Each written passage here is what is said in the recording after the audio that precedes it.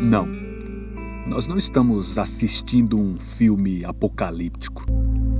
Nós estamos vivendo a vida real, cenário do fim.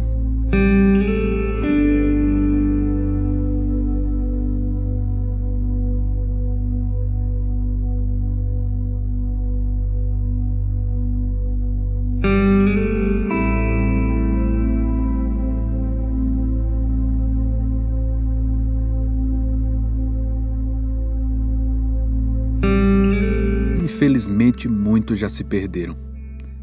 Agora são mortos-vivos entre os escombros de um mundo caótico.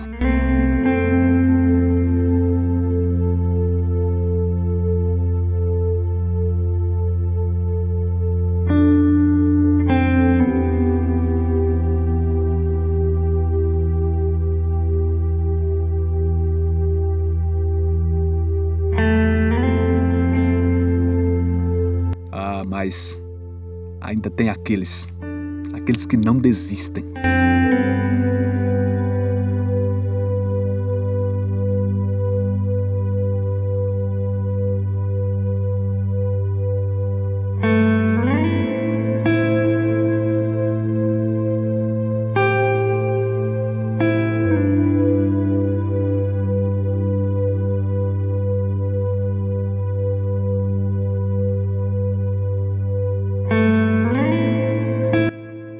Eles não se rendem.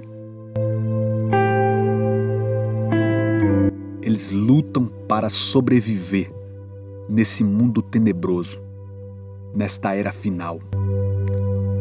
Ainda subsiste o resto. Sempre o grupo, o número dos verdadeiros fiéis a Deus foi menor comparado ao grupo, ao número dos falsos fiéis ou daqueles que declaradamente se opõem a Deus.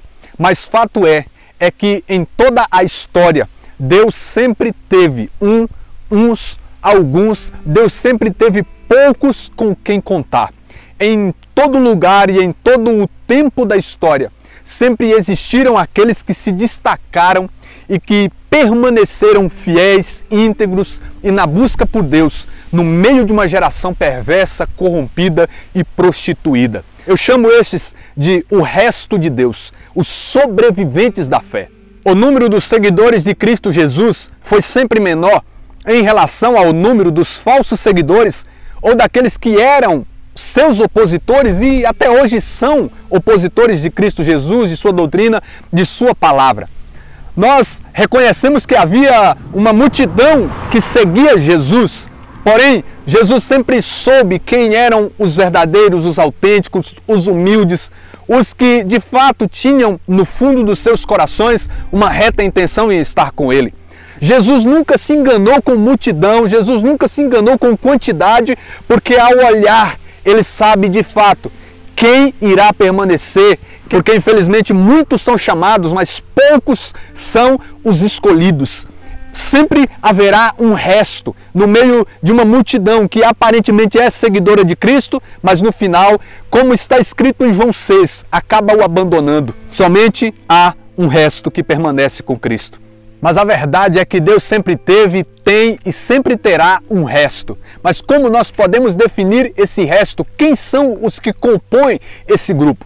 São aqueles que se mantêm lutando para permanecer na presença de Deus, para fazer a obra de Deus. São os sobreviventes e os sobreviventes da última hora. São aqueles que continuam firmemente, decididamente, lutando e defendendo a fé, os valores, os princípios cristãos. São aqueles que não se venderam, são aqueles que não se apartaram da verdade, não se prostituíram, não desistiram de Deus e de sua palavra. O resto, irmão, é composto por aqueles que não seguem a maioria, que não seguem a moda, que não seguem a voz que está dizendo que é por ali. O resto é composto por aqueles que seguem a voz do Senhor. Lá em Isaías capítulo de número 37, no versículo 31 está escrito assim: o resto que subsistir da casa de Judá lançará novas raízes no solo e produzirá frutos no alto.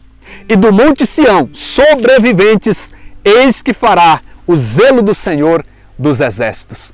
Lá em Ezequiel, capítulo de número 6, no verso 8, está escrito: todavia, eu vos deixarei um resto quando vos tiver dispersado entre as nações.